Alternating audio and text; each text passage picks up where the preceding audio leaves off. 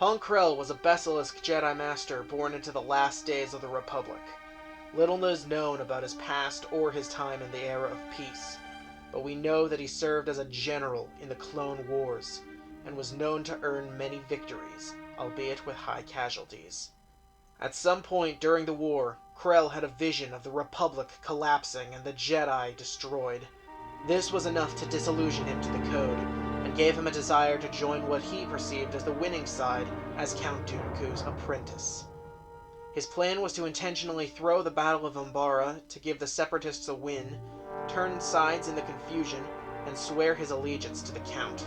However, before he could succeed, he was discovered in his treachery by Captain Rex, and executed immediately.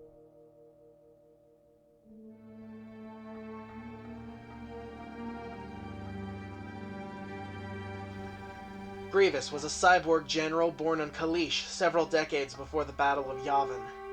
Perhaps in legend, his full story was known, but now little is known of the man behind the mask.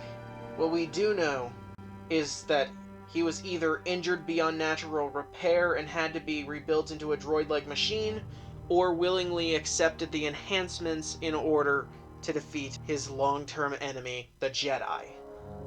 He was chosen by Count Dooku to lead the Separatist army in the upcoming Clone Wars. He prepared for this war by hunting the Jedi in secret and collecting their lightsabers as trophies. During the war, he led many raids against the Republic and clashed with the High Jedi Council members. At the war's end, he met his match in his longtime nemesis, Obi-Wan Kenobi, and had his internal organs burned alive by the Jedi Master.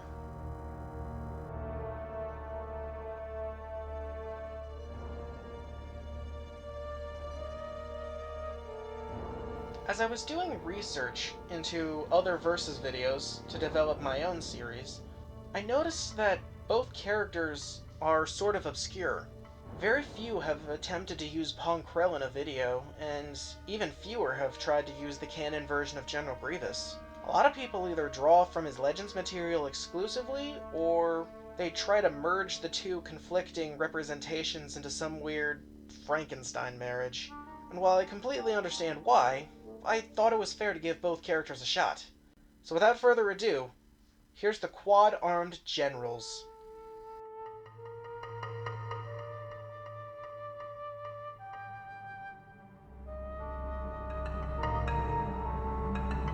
Pong Krell appeared to be an older man, possibly in his 50s or 60s, but was still in excellent condition.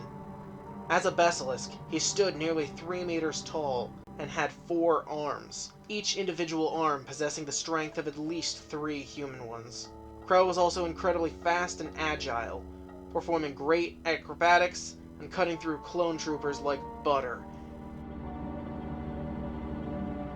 Grievous stood above 2 meters tall and was made almost entirely from Durasteel armor plast, the only remnants of his flesh body being his organs. Because of this, his strength and reflexes were substantially above superhuman, and he could kill fully armored Mandalorian warriors with just his bare hands. His entire body was jointed in a way that allowed him to move in any direction he pleased, which bolstered him and allowed him to move like a spider around his opponents. A grappling hook was built into his arm, one strong enough to penetrate a ship's hull without difficulty, but he rarely used this, if ever.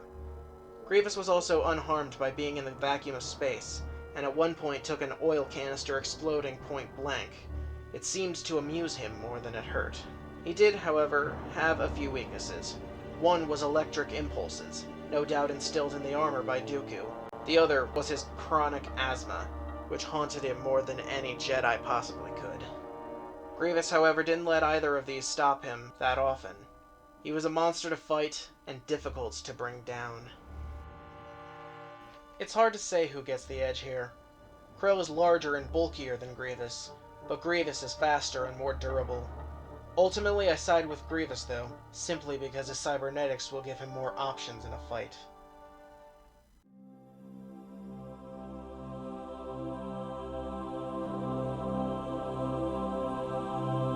Stop. I don't need to spend a lot of time here. It doesn't matter how good Krell is in his use of the Force, it's still more than what Grievous has, which is exactly nothing. Edge to Pong Krell.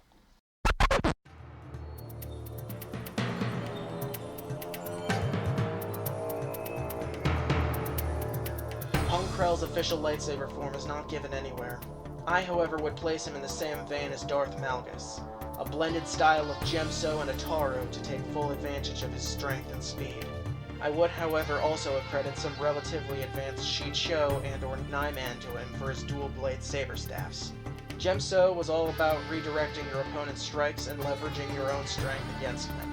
Ataru was the most physically demanding of the lightsaber forms, and focused on speed blitzing your opponent while mixing in hand-to-hand combat with high acrobatics.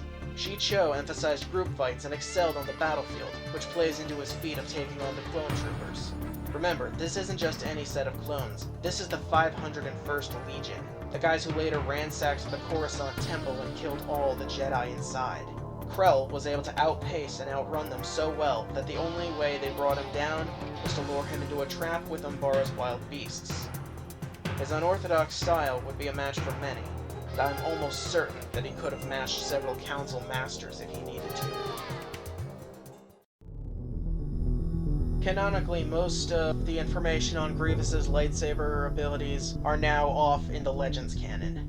However, Grievous was trained by Dooku to have a working knowledge of all 7 lightsaber forms of combat, and his brain's processors were able to mix and match them to create a randomized sequence of attacks.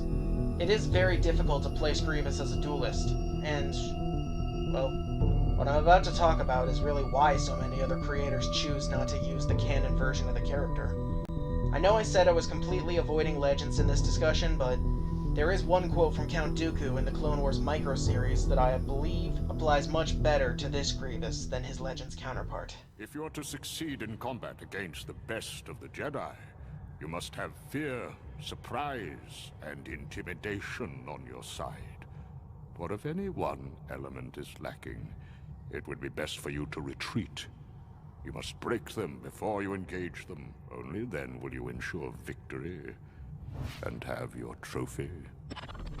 While Legends General Grievous proved he was capable of going against the likes of Mace Windu in combat, this version of the character has rarely shown his full potential in combat, as he prefers to run away if his enemy is willing to stand their ground against him. I'm sure he was still more than capable of defeating the likes of Eeth Koth, Adi Gallia, or Deepa Billaba on his own, but he still wanted to let them wear out against his droids before he faced them. That being said, I'm not nearly as critical of him as many others. Get ready, guys. Rant incoming. A lot of people bring up his battles with Ahsoka Tano and Nadar Veb, or the fact that he failed to bring down either Maul or Ventress, but it was very clear that he was only toying with Ahsoka on both occasions. He let her get away because it was so beneath him to waste his time with her. The same can be said for Veb. Grievous was a warrior at his core, and enjoyed being particularly cruel with his enemies. Nadar wanted nothing more than to challenge Grievous and slay the proverbial beast in combat. Grievous decided to cheat him out of this warrior's death, and take an anticlimactic end by gunshot as just a final middle finger to the boy who invaded his personal lair. As for his battles with Maul and Ventress, he stood as a relative equal to them in combat, and a true winner was never really given. Maul was forced into a retreat after the Separatists defeated the Mandalorians, and had to bring Grievous down by luring him and Dooku into a trap. Ventress was also regarded to be his equal in combat. When she took his hand off, he realized it was going to be a long battle, and it was completely pointless because his army outnumbered the Dathomirians 10-1. His decision to end the battle before it got underway was a tactical one. As for the capture by the Gungans, a lot of people tend to underestimate Gungan warriors simply for their hatred of Jar Jar Binks. However, these guys were a serious threat, and they used his weakness to electro-weapons to bring him down. Any other scenario, he would have won. Sure, the details of Grievous overwhelming Obi-Wan's Sarisu defenses aren't canon anymore, but at this point, Obi-Wan is considered to be on an equal playing field with Mace Windu. The fact that he held up at all is a testament to the general's skill. Grievous even defeated him twice in the Clone Wars, and as Jen Sarai 1 pointed out, the TCW series depicts a fully developed Revenge of the Sith level Kenobi, rather than the transitional one from the old comics. Do I think that General Grievous in this canon is as skilled or powerful as his Legends counterpart? Of course not. Nobody in the canon could even touch the Legends characters because of the disparity between power. But for the love of God, you people are really overcritical of Grievous. Give him more respect. That was a lot. I really don't like being that angry. Okay, this is both simple and difficult to call. Pong Krell's unorthodox style is going to keep him in the fight for quite a while, but as soon as Grievous becomes familiar with the style, it's all over. While Krell is indeed impressive for this battle with the clones, he's simply outperformed by the cyborg and will likely be outfenced as well. The edge goes to General Grievous.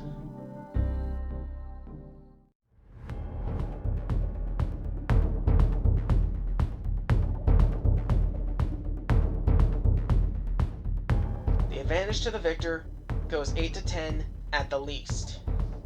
The setup for this battle is really easy. Let's just say that Pong Krell escaped Umbara and requested to become Dooku's apprentice. And Dooku agrees with one caveat. He must kill General Grievous.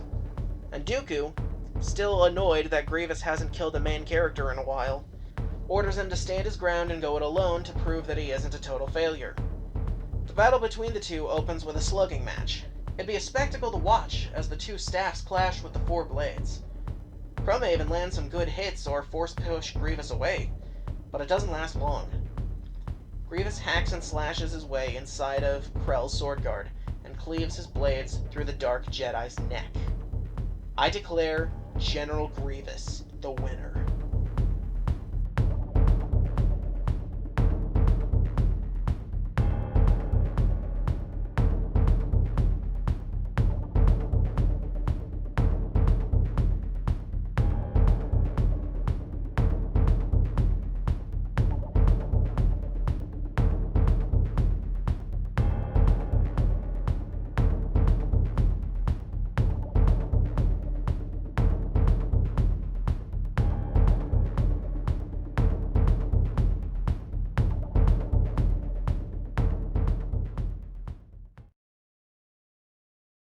It's hard to say who gets the fight. Who gets the fight? Blech. They both fight. I'm an idiot. Let's try again.